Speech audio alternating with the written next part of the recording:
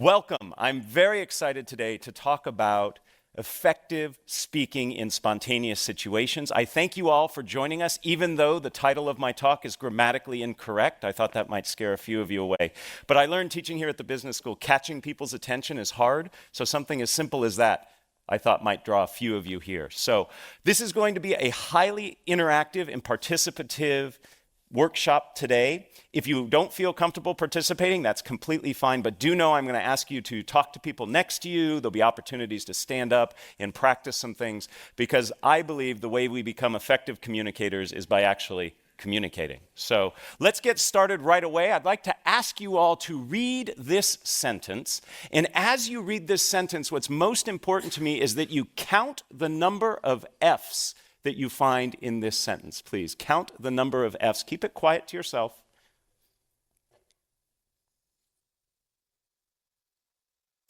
I'll give you just another couple seconds here.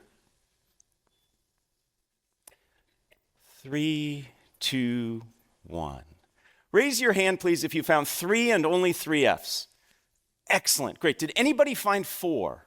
Okay. Anybody find only 5 F's? And anybody find 6? There's 6 F's. What 2-letter word ending in F did many of us miss? Of. We'll make sure to get this to you so you can torment your friends and family at a later date. When I first was exposed to this over 12 years ago, I only found 3, and I felt really stupid. So I like to start every workshop, every class I teach with this to pass that feeling. No, that's not why I do this. I do this because this is a perfect analogy for what we're going to be talking about today. The vast majority of us in this room, very smart people in this room, were not as effective as we could have been in this activity. We didn't get it right. And the same is true when it comes to speaking in public, particularly when spontaneous speaking. It's little things that make a big difference in being effective.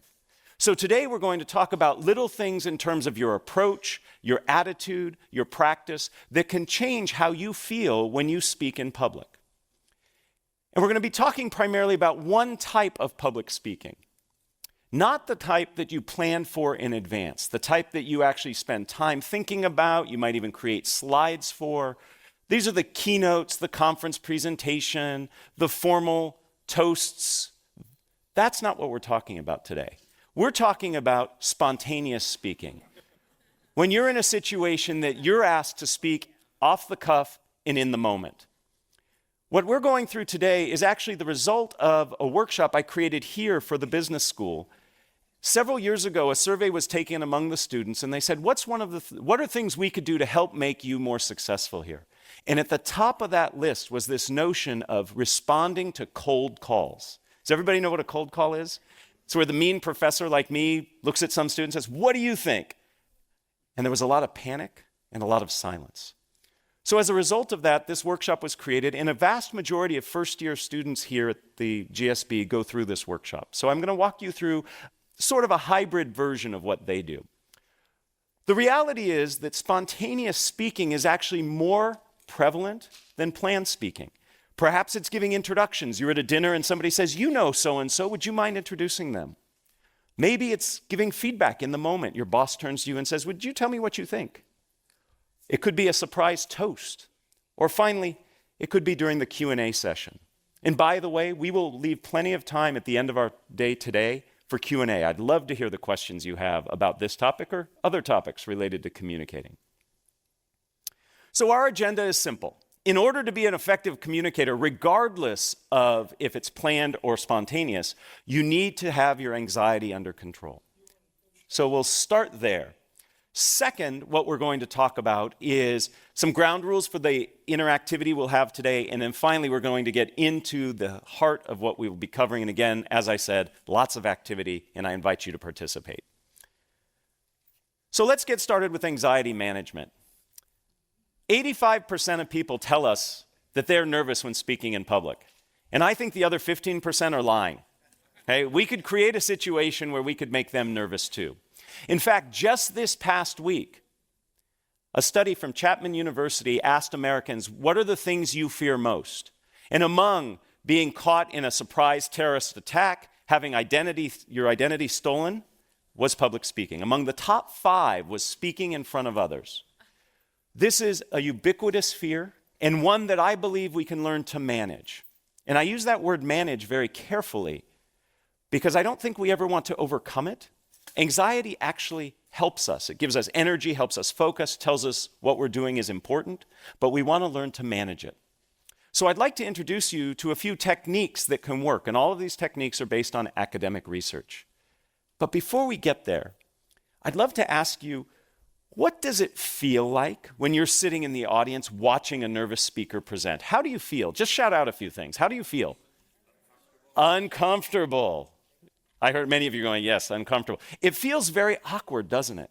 So what do we do? Now, a couple of you probably like watching somebody suffer, okay? But most of us don't. So what do? We sit there and we nod and we smile, or we disengage. And to the nervous speaker looking out at his or her audience, seeing a bunch of people nodding or disengaged, that does not help, okay? So we need to learn to manage our anxiety because fundamentally your job as a communicator, rather, regardless of if it's planned or spontaneous, is to make your audience comfortable. Because if they're comfortable, they can receive your message. And when I say comfortable, I am not referring to the fact that your message has to be sugar-coated and nice for them to hear. It can be a harsh message, but they have to be in a place where they can receive it. So it's incumbent on you as a communicator to help your audience feel comfortable. And we do that by managing our anxiety. So let me introduce you to a few techniques that I think you can use right away to help you feel more comfortable. The first has to do with when you begin to feel those anxiety symptoms. For most people, this happens in the initial minutes prior to speaking. In this situation, what happens is many of us begin to feel whatever it is that happens to you. Maybe your stomach gets a little gurgly, maybe your legs begin to shake, maybe you begin to perspire. And then we start to say to ourselves, oh my goodness, I'm nervous. Uh-oh, they're going to tell I'm nervous. This is not going to go well. And we start spiraling out of control. So research on mindful attention tells us that when we begin to feel those anxiety symptoms, we simply greet our anxiety and say, hey, this is me feeling nervous. I'm about to do something of consequence. And simply by greeting your anxiety and acknowledging it, that it's normal and natural. Heck, 85% of people tell us they have it. You actually can stem the tide of that anxiety spiraling out of control. It's not necessarily going to reduce the anxiety, but it will stop it from spinning up. So the next time you begin to feel those anxiety signs, take a deep breath and say, this is me feeling anxious. I notice a few of you taking some notes. There's a handout that will come at the end that has everything that I'm supposed to say, okay?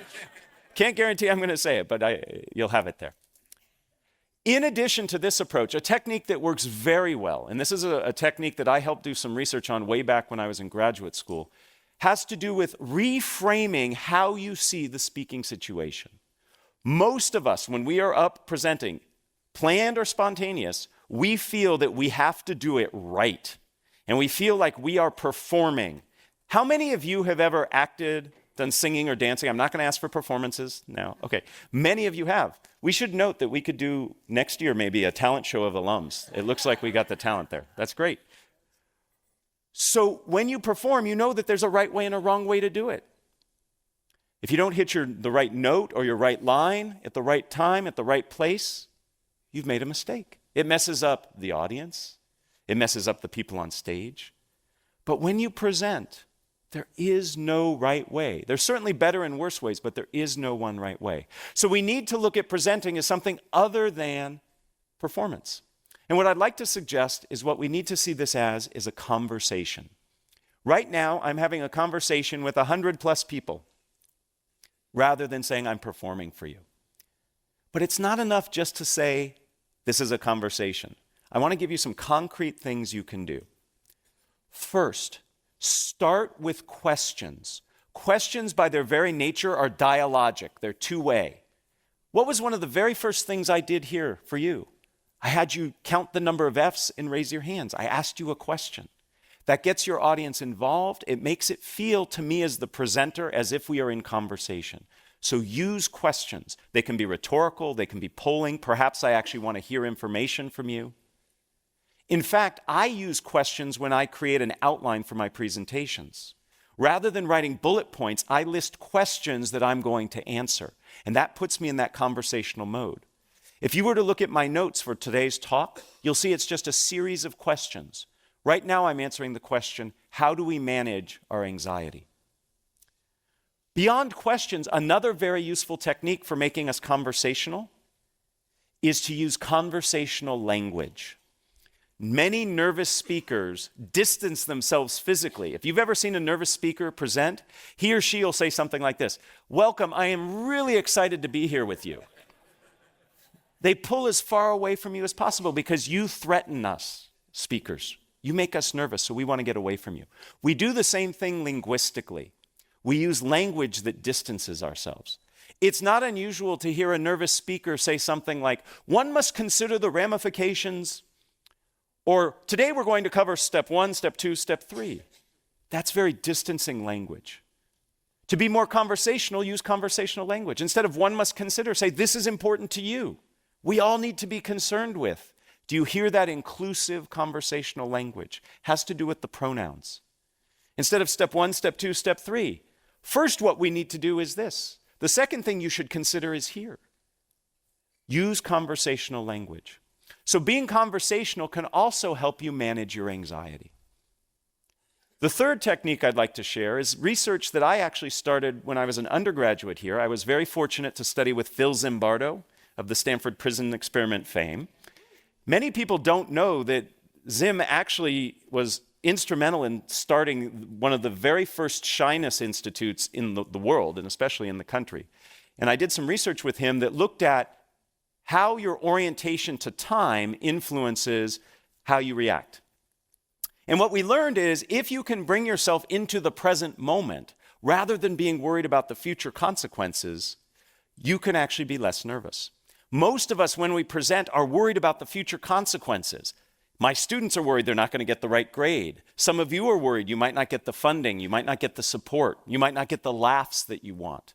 All of those are future states. So if we can bring ourselves into the present moment, we're not going to be as concerned about those future states, and therefore we'll be less nervous. There are lots of ways to become present-oriented. I know a professional speaker. He's paid $10,000 an hour to speak. It's a good gig. He gets very nervous. He's up in front of crowds of thousands. Behind the stage, what he does is 100 push-ups right before he comes out.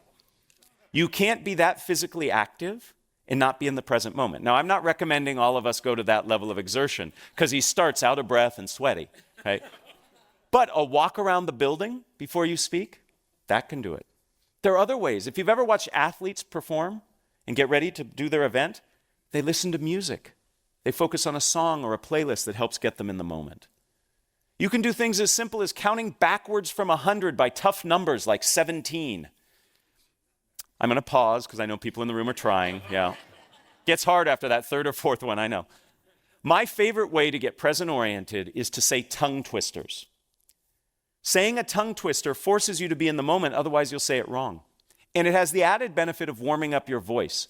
Most nervous speakers don't warm up their voice. They retreat inside themselves and start saying all these bad things to themselves. So saying a tongue twister can help you be both present-oriented and warm up your voice. Remember I said today we're going to have a lot of participation? I'm going to ask you to repeat after me my favorite tongue twister. And I like this tongue twister because if you say it wrong, you say a naughty word. And I'm going to be listening to see if I hear any naughty words this morning. Okay? Repeat after me. It's only 3 phrases. I slit a sheet. A sheet I slit. And on that slitted sheet I sit. Oh, very good. No shits. Excellent. Very good. Now, in that moment, you weren't worried about, I'm in front of all these people, this is weird, this guy's having me do this. You were so focused on saying it right and trying to figure out what the naughty word was that you were in the present moment. That's how easy it is. So it's very possible for us to manage our anxiety. We can do it initially by greeting the anxiety when we begin to feel those signs. We can do it when we reframe the situation as a conversation, and we do it when we become present-oriented. Those are 3 of many tools that exist to help you manage your anxiety. If you have questions about other ways, I'm happy to chat with you. And at the end, I'm going to point you to some resources that you can refer to help you find additional sources for you. So let's get started on the core part of what we're doing today, which is how to feel more comfortable speaking in spontaneous situations. Some very simple ground rules for you. First, I'm going to identify 4 steps that I believe are critical to becoming effective at speaking in a spontaneous situation. With each of those steps, I'm going to ask you to participate in an activity. None of them are more painful than saying the tongue twister out loud. They may require you to stand up, they might require you to talk to the person next to you, but none of them are painful. And then finally, I'm going to conclude with a phrase or saying that comes from the wonderful world of improvisation. Through the continuing studies program here at Stanford, for the past 5 years, I have co-taught a class with Adam Tobin. He is a lecturer in the creative arts department. He teaches film and new media, and he's an expert at improv. And we've partnered together to help people learn how to speak more spontaneously. We call it improvisationally speaking. And Adam has taught me wonderful phrases and ideas from improv that I want to impart to you that really stick. That's why I'm sharing them with you, to help you remember these techniques. And again, at the end of all this, you'll get a handout that has this listed. So let's get started. The very first thing that gets in people's way when it comes to spontaneous speaking is themselves. We get in our own way. We want to be perfect. We want to give the right answer. We want our toast to be incredibly memorable. These things are burdened by our effort, by our trying. The best thing we can do, the first step in our process, is to get ourselves out of the way. Easier said than done.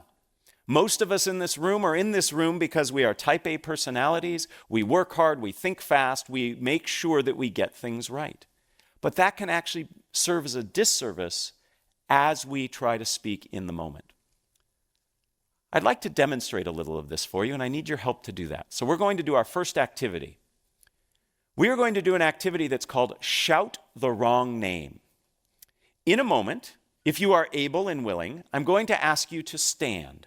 And I'm going to ask you for about 30 seconds to look all around you in this environment, and you are going to point at different things. And I know it's rude to point, but for this exercise, please point.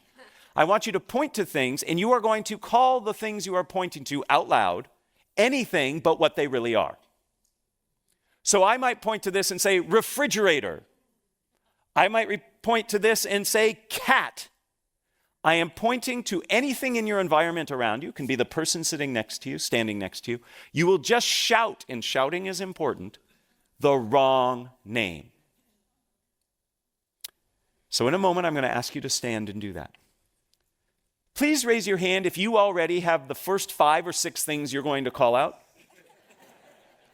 Yeah, that's what I'm talking about. We stockpile. You all are excellent game players. I told you the game. Shout the wrong name. And you have already begun figuring out how you're going to master the game. That's your brain trying to help you get it right.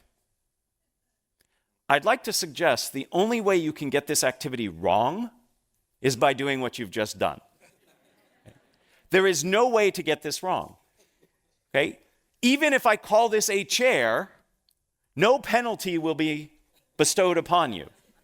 Okay?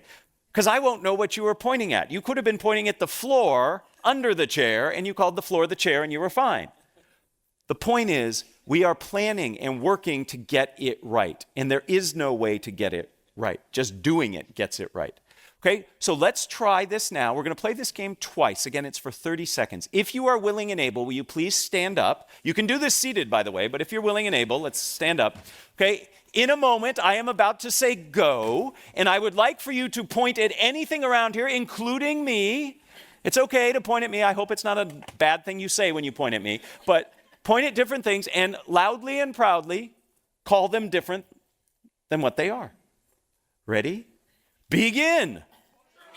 Porcupine, California, salt shaker, car, library, tennis racket, purple, Orange.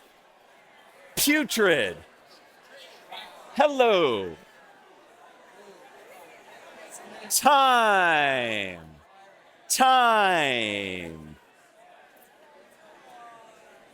You can stay standing because in a mere moments we're going to do it again. So if you're comfortable standing, we're about to do it again. First, thank you. That was wonderful. I heard great words being called out. It was fun. And some of you in the back were doing it in sync, so it looked like you were doing some 70s disco dance. It was awesome. Okay? This was great. Now, let me ask you just a few questions. Did you notice anything about the words that you were saying?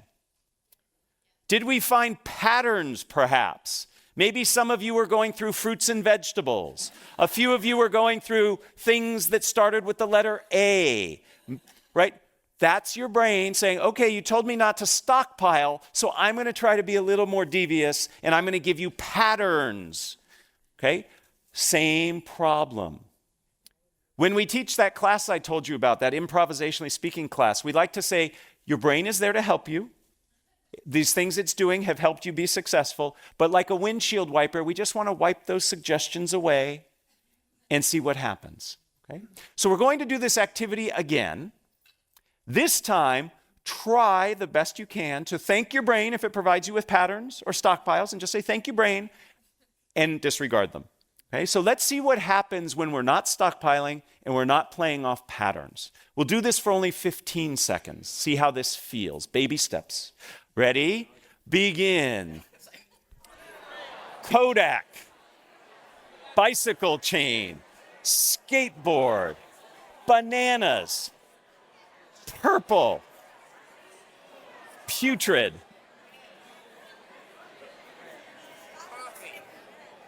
Time. Please have a seat. Thank you again. Did you notice a difference between the second time and the first time? Yes. Was it a little easier that second time? No. That's okay. We're just starting. These skills are not like a light switch. It's not like you learn these skills and then all of a sudden you can execute on them. This is a wonderful game. This is a wonderful game to train your brain to get out of its own way. You can play this game anywhere, anytime. I like to play this game when I'm sitting in traffic. Makes me feel better. I shout things out. They're not the naughty things that I want to be shouting out, but I shout out things and it helps. You're training yourself to get out of your own way. You're working against the muscle memory that you've developed over the course of your life with a brain that acts very fast to help you solve problems. But in essence, in spontaneous speaking situations, you put too much pressure on yourself trying to figure out how to get it right. So a game like this teaches us to get out of our own way. It teaches us to see the things that we do that prevent us from acting spontaneously. In essence, we are reacting rather than responding. To react means to act again. You've thought it and now you're acting on it. That takes too long and it's too thoughtful. We want to respond in a way that's genuine and authentic. So the maxim I would like for you to take from this, and again, these maxims come from improvisation, is one of my favorite: dare to be dull. And in a room like this, telling you dare to be dull is offensive, and I apologize. But this will help. Rather than striving for greatness, dare to be dull. And if you dare to be dull and allow yourself that, you will reach that greatness. It's when you set greatness as your target that it gets in the way of you ever getting there. Because you over-evaluate, you over-analyze, you freeze up. So the first step in our process today is to get out of our own way. Dare to be dull. Easier said than done, but once you practice, in a game just as simple as the one we practiced, is a great way to do it. But that's not enough.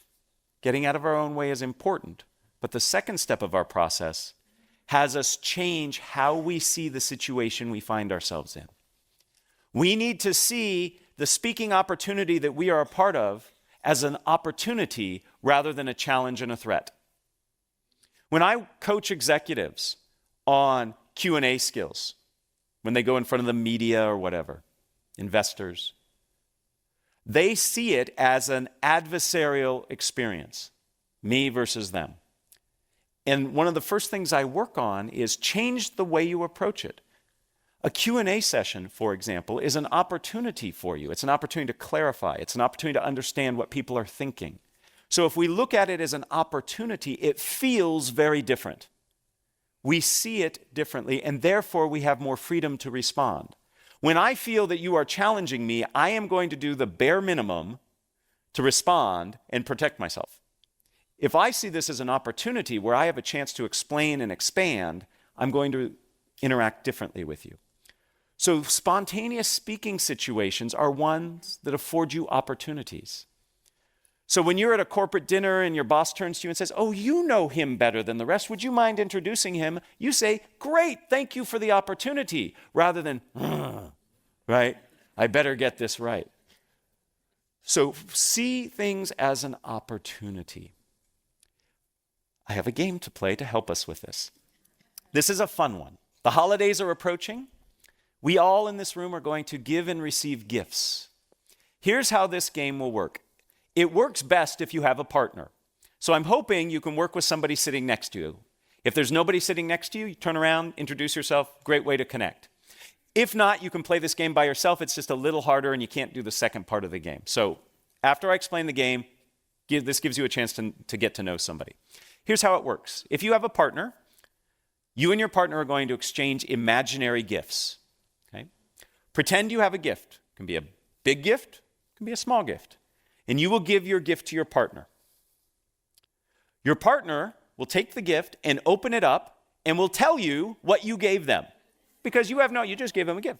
So you are going to open up the box and you're going to look inside and you are going to say the first thing that comes to your mind in the moment, not the thing you have all just thought of. Or the thing after that. Remember what we talked about before? That still plays. That's still in play. Okay, you're stockpiling. Look in there.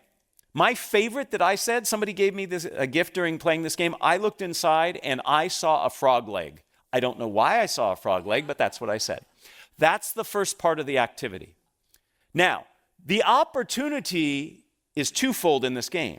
The opportunity is for you, the gift receiver, to name a gift. That's kind of fun. That's an opportunity. It's not a threat.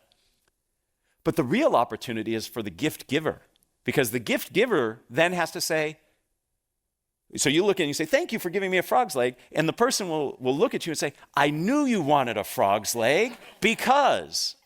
So whatever you find, the person who has received it is going to say, "Absolutely, I'm so glad you're happy. I got it for you because..." So you have to respond to whatever they say, right? What a great opportunity. Now, some of you are sitting there going, "Oh, that's hard. I don't want to do it. I'm going to make a fool out of myself." Others of you are, if you're following this advice, are saying, "What a great opportunity," right? So the game again is played like this. You and your partner will each will exchange a gift. One will start, then the other will follow. The first person will give a gift to the second person. Second person opens the box, however big the box is. And if the box is big and you find a penny in it, perfect, doesn't matter. If the box is heavy and you find a feather in it, fine. There's no way to get it wrong, okay? Whatever's in the box is in the box. You can return it and get what you wanted later, okay? The person, then, you will name it. You'll say, "Thank you for the..." whatever you saw in the box.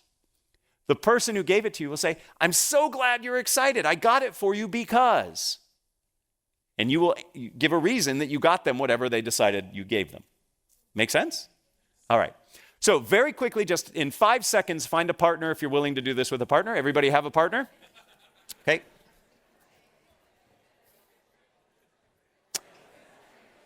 All right. In your partnerships, pick an A person and a B person. You may stand or sit. It's totally up to you. Pick an A and pick a B. Okay? B goes first. Ha, ha, ha. All right. B, give A a gift. B, give A a gift. A, thank them. And then B will name and give the reason they gave it to him.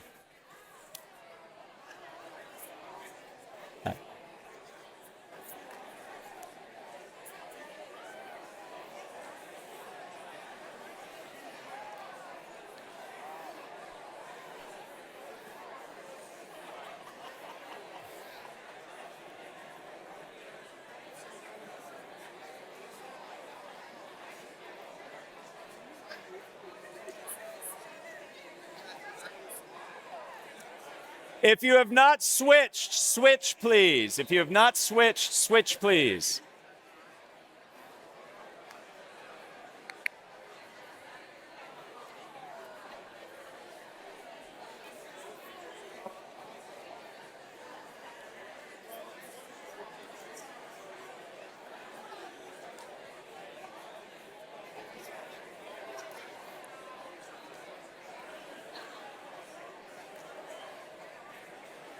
Let's wrap it up in 30 seconds, please. Let's wrap it up.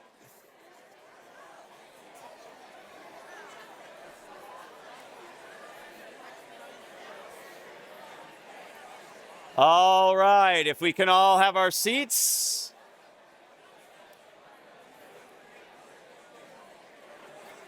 If we can all take our seats, please.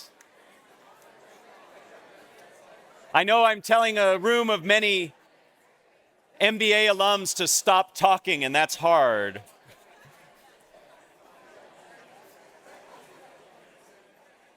All right, ladies and gentlemen, did you get what you wanted? Pretty neat, huh? You always get what you want. Now, for some of you, this was really hard because you were really taking the challenge and not seeing what was in the box until you looked in there. Okay? Was anybody surprised by what you found in the box? What did you find, sir? What was in the box? What? Wow. Nice. Nice. If you've got a Ferrari, you need a transmission. I like it. Who else found something that was surprising? What did you find? A live unicorn. That's a great gift, right? How was it as the gift giver? Were you surprised at what your partner found in the box? Isn't it interesting that when we give an imaginary gift, knowing that the person's going to name it, we already have in mind what they're going to find? And when they say live unicorn, we go, well, that's interesting, right? So the point of this game is to, one, remind ourselves we have to get out of our own way, like we talked about before, but to see this as an opportunity and to have fun. I love watching people play this game. The number of smiles that I saw amongst you, and I have to admit, when I first started, some of you looked a little dour, a little doubting, okay? But in that last game, you were all smiling and looked like you were having fun. So when you reframe the spontaneous speaking opportunity as an opportunity, as something that you can co-create and share, all of a sudden, you are less nervous, less defensive, and you can accomplish something pretty darn good. In this case, a fun outcome. This reminds us of perhaps the most famous of all improvisation sayings, yes and. A lot of us live our communication lives saying no but. Yes and opens up a tremendous amount of opportunities. And this doesn't mean you have to say yes and to a question somebody asks. This just means the approach you take to the situation. So you're going to ask me questions. That's an opportunity. Yes, and I will follow through. Versus no and being defensive. So we've accomplished the first two steps of our process. First, we get out of our own way, and second, we reframe the situation as an opportunity. The next phase is also hard but very rewarding, and that is to slow down and listen. You need to understand the demands of the requirement you find yourself in order to respond appropriately. But often, we jump ahead. We listen just enough to think we got it, and then we go ahead, starting to think about what we're going to respond, and then we respond. We really need to listen. Because fundamentally, as a communicator, your job is to be in service of your audience. And if you don't understand what your audience is asking or needs, you can't fulfill that obligation. So we need to slow down and listen. I have a fun game to play. In this game, you are going to SPLLEVERYTHINGYOUSAY. TOYOURPARTNER. I will translate. You are going to get with the same partner you just worked with, and you are going to have a very brief conversation about something fun that you plan to do today, I know this is the most fun you're going to have all day, but the next fun thing you're going to do today, you are going to tell your partner what you are going to do that will be fun today, but you are going to do so by spellingit. Okay? So you're going to spell it. It's okay if you are not a good speller. Okay? You'll see the benefit of doing this. So, with the partner you just worked with, person A is going to go first this time. You are simply going to tell your partner, actually you're going to spell to your partner what it is of fun, something of fun, that you're going to do today. Okay? Do what you were really going to do for fun and not do things like FEEDTHECAT, right? Just because you don't want to spell, right? So you can use big words. All right, 30 seconds each. Spell to your partner something fun that you're going to do today.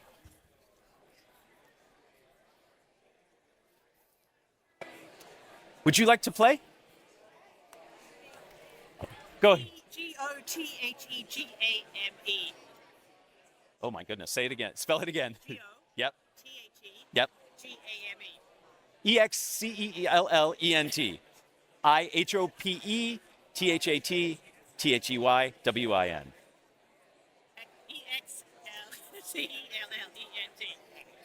Thank you. That was very good. Thank you.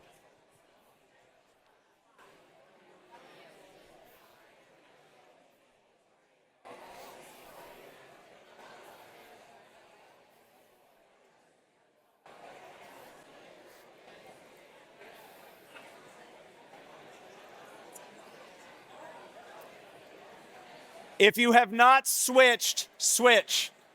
Take 30 more seconds with the new partner spelling.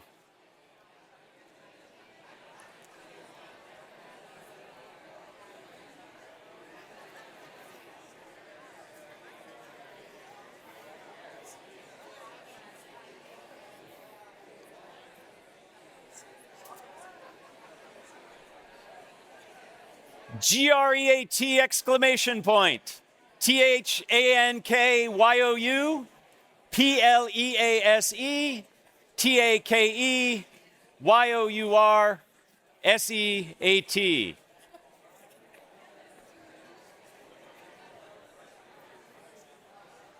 So what did we learn?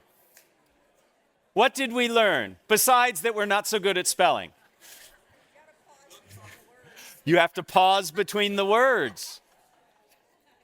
How did this change your interaction with the person you were interacting with? What did you have to do? Focus and listen. And you can't be thinking ahead. You have to be in the moment. When you listen and truly understand what the person is trying to say, then you can respond in a better way, a more targeted response. We often don't listen. So we start by getting out of our own way. We then reframe the situation as an opportunity. Those are things we do inside our head. But in the moment of interacting, we have to listen first before we can respond to the spontaneous request. Perhaps my most favorite maxim comes from this activity. Don't just do something, stand there. Listen, and then respond. Now, how do we respond? That brings us to the fourth part of our process. And that is, we have to tell a story. We respond in a way that has a structure. All stories have structure. We have to respond in a structured way. The key to successful spontaneous speaking, and by the way, planned speaking, is having a structure. I would like to introduce you to two of the most prevalent and popular and useful structures you can use to communicate a message in a spontaneous situation. But before we get there, we have to talk about the value of structure. It increases what is called processing fluency, the effectiveness of which or through which we process information. We actually process structured information roughly 40% more effectively and efficiently than information that's not structured. I love looking out in this audience because you will remember, as I remember, phone numbers. When you had to remember them if you wanted to call somebody. Okay, young folks today don't need to remember phone numbers. They just need to look at a picture, push a button, and then the voice starts talking on the other end. 10-digit phone numbers, it's actually hard to remember 10-digit phone numbers. How did you do it? You chunked it into a structure, 3, 3, and 4. Structure helps us remember. The same is true when speaking spontaneously or in a planned situation. So let me introduce you to 2 useful structures. The first useful structure you have probably heard or used in some incarnation. It is the problem, solution, benefit structure. You start by talking about what the issue is, the problem. You then talk about a way of solving it, and then you talk about the benefits of following through on it. Very persuasive, very effective. Helps you as the speaker remember it, helps your audience know where you're going with it. When I was a tour guide on this campus many, many, many years ago, what do you think the single most important thing they drilled into our head? It took a full quarter, by the way, to train to be a tour guide here. They used to line us up at one end of the quad and have us walk backwards straight. And if you failed, you had to start over. To this day, I can walk backwards in a straight line because of that. As part of that training, what do you think the most important thing they taught us was? Never lose your tour group. I'm not joking. Never lose your tour group. The same is true as a presenter. Never lose your audience. The way you keep your audience on track is by providing structure. None of you would go on a tour with me if I said, "Hi, my name's Matt, let's go." You want to know where you're going, why you're going there, how long it's going to take. You need to set expectations, and structure does that. Problem, solution, benefit is a wonderful structure to have in your back pocket. It's something that you can use quickly when you're in the moment. It can be reframed so it's not always a problem you're talking about. Maybe it's an opportunity. Maybe there's a market opportunity you want to go out and capture. It's not a problem that we're not doing it, but maybe we'd be better off if we did. So it becomes opportunity, solution, which are the steps to achieve it, and then the benefit. Another structure, which works equally well, is the what, so what, now what structure. You start by talking about what it is. Then you talk about why it's important, and then what the next steps are. This is a wonderful formula for answering questions, for introducing people. So if I'm in the moment somebody asks me to introduce somebody, I change the what to who. I say who they are, why they're important, and what we're going to do next. Maybe listen to them, maybe drink our wine, whatever, right? What, so what, now what? The reality is this: when you are in a spontaneous speaking situation, you have to do 2 things simultaneously. You have to figure out what to say and how to say it. These structures help you by telling you how to say it. If you can become comfortable with these structures, you can be in a situation where you can respond very ably to spontaneous speaking situations. We're going to practice, because that's what we do. Here's the situation. Is everybody familiar with this child's toy? It's a Slinky. Okay? You are going to sell this Slinky to your partner using either problem, solution, benefit, or opportunity, solution, benefit. What does the Slinky provide you? Or you could use what, so what, now what? What is it? Why is it important? And the next steps might be to buy it. Okay? So by using that structure, see how already it helps you? It helps you focus. Get with your partner. And we're only going to have one partner sell to the other partner. Okay? So get with your partner. One of you will volunteer to sell to the other. Okay? Sell a Slinky using problem, solution, benefit, or what, so what, now what. Please begin.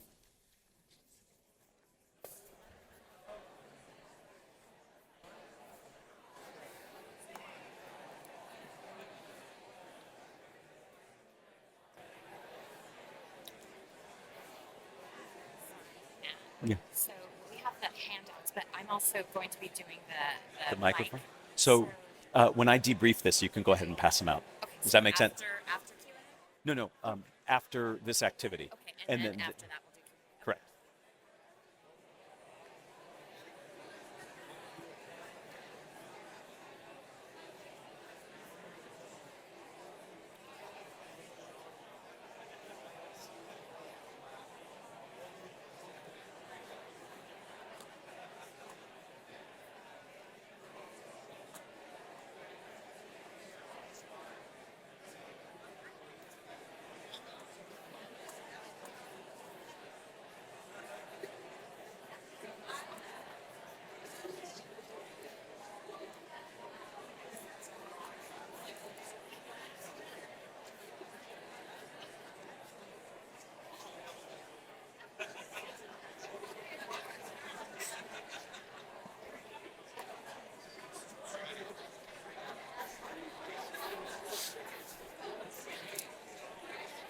30 more seconds, please.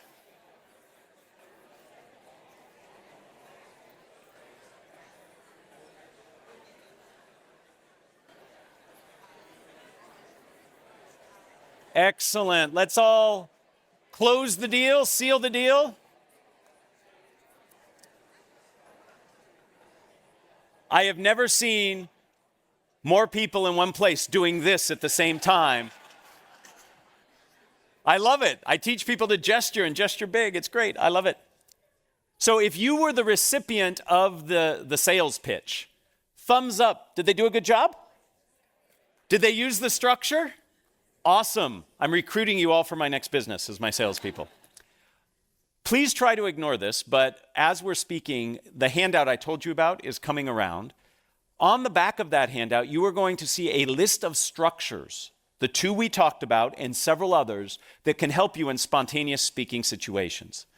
These structures help because they help you understand how you're going to say what you say.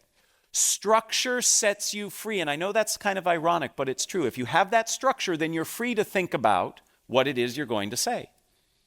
It reduces the cognitive load of figuring out what you're saying and how you're going to say it. All of this is on that handout. Okay? So what does this all mean? It means that we have within our ability the tools and the approaches to help us in spontaneous speaking situations. The very first thing we have to do is manage our anxiety, because you can't be an effective speaker if you don't have your anxiety under control. And we talked about how you can do that by greeting your anxiety, reframing as a conversation, and being in the present moment. Once you do that, you need to practice a series of 4 steps that will help you speak spontaneously. First, you get out of your own way. I would love it if all of you, on your way from here to the football game, point at things and call them the wrong name. It'll be fun. If most of us do it, then it won't be weird. If only 1 and 2 of us do it, it'll be weird. Okay.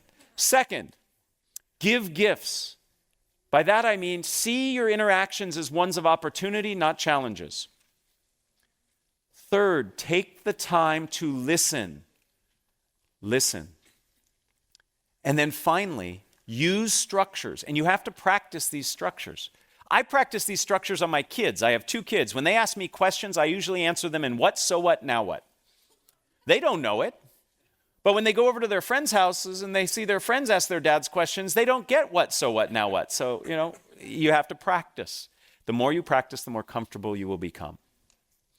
Ultimately, you have the opportunity before you to become more compelling, more confident, more connected as a speaker if you leverage these techniques. If you're interested in learning more, this is where I do a little plug. Okay, I've written a book. Many of the MBA students who take the strategic communication classes here that I and others teach read it. It's called Speaking Up Without Freaking Out. More importantly, there's a website here that I curate called No Freaking Speaking, and it has lots of information that I've written and others have written about how to become more effective at speaking. So that's the end of my plug. What I'd really like to do is enter into a spontaneous speaking situation with you. And I would love to entertain any questions that you have. There are 2 people who are running around with microphones. So some of us who remember the Phil Donahue show, we're going to do a little bit of that. If you have a question, the microphone will come, and I'm happy to answer it. I think if you... Is it on? Yeah. Okay. We can hear you. Great. Can you talk about hostile situations? Hostile situations, yes. So when you find yourself in a challenging situation, first, it should not become a surprise to you. It should not be a surprise. Before you ever speak, you should think about what is the environment going to be like. So it shouldn't surprise you that there might be some challenges in the room. When there are hostile situations that arise, you have to acknowledge it.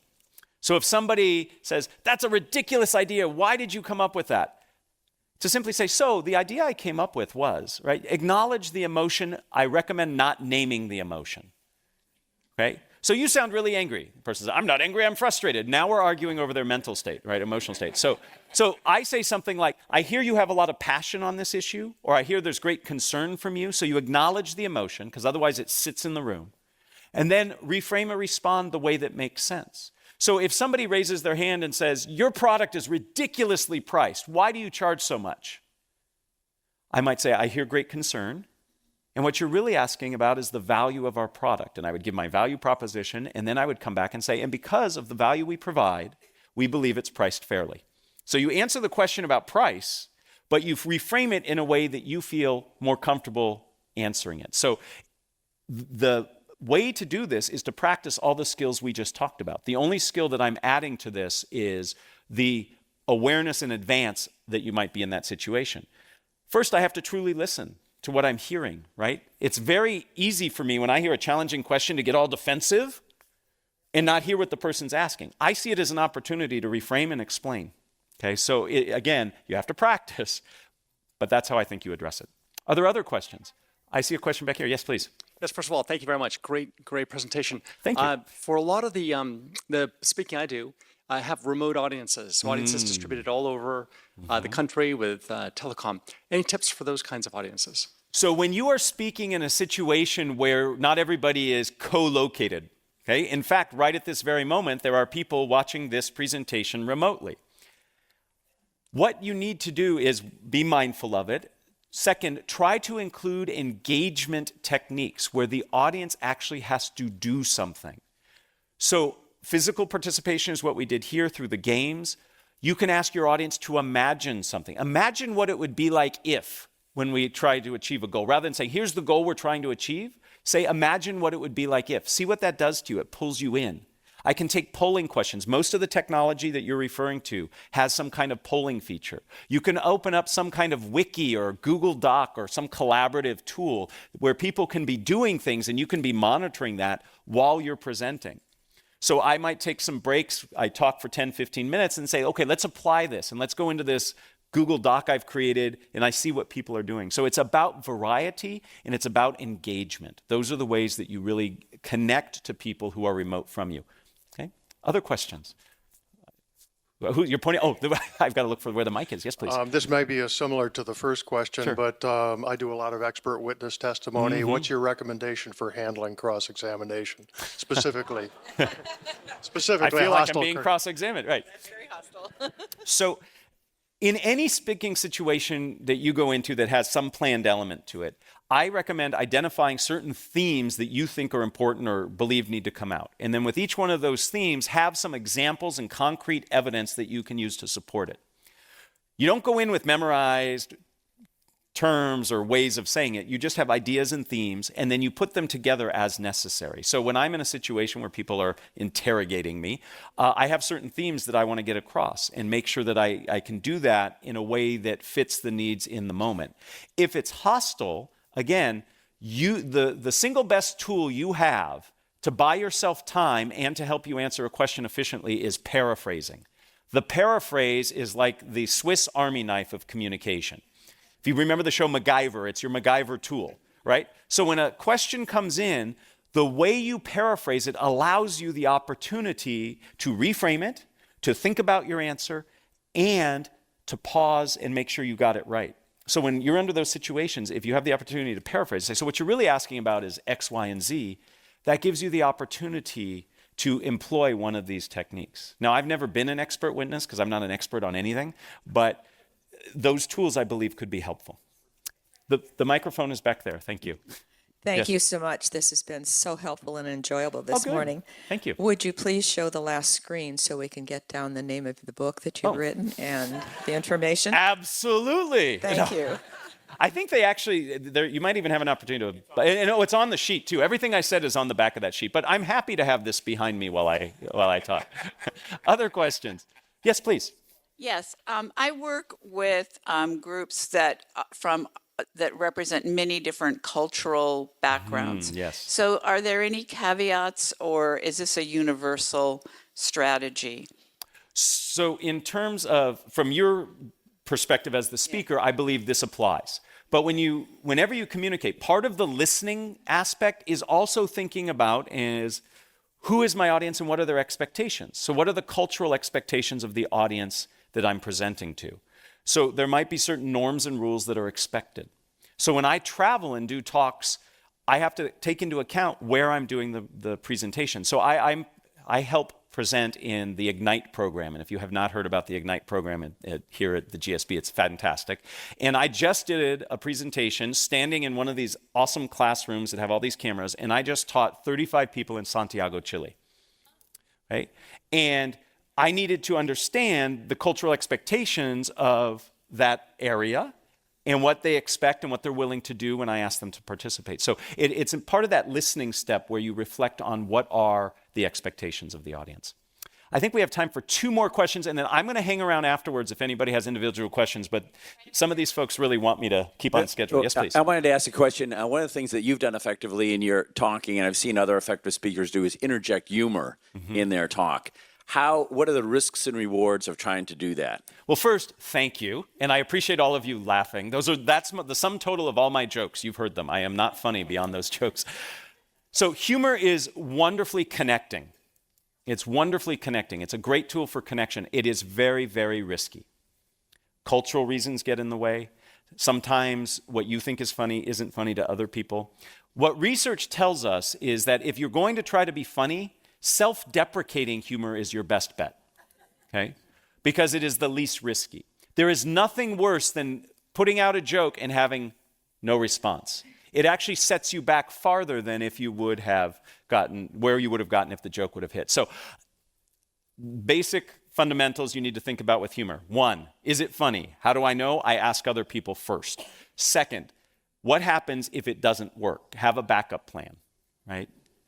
And then 3rd, if you're worried about the answers to those first 2, don't do it, right? One last question, please. The microphone is right here. And then, like I said, I will hang around afterwards. Yes, please.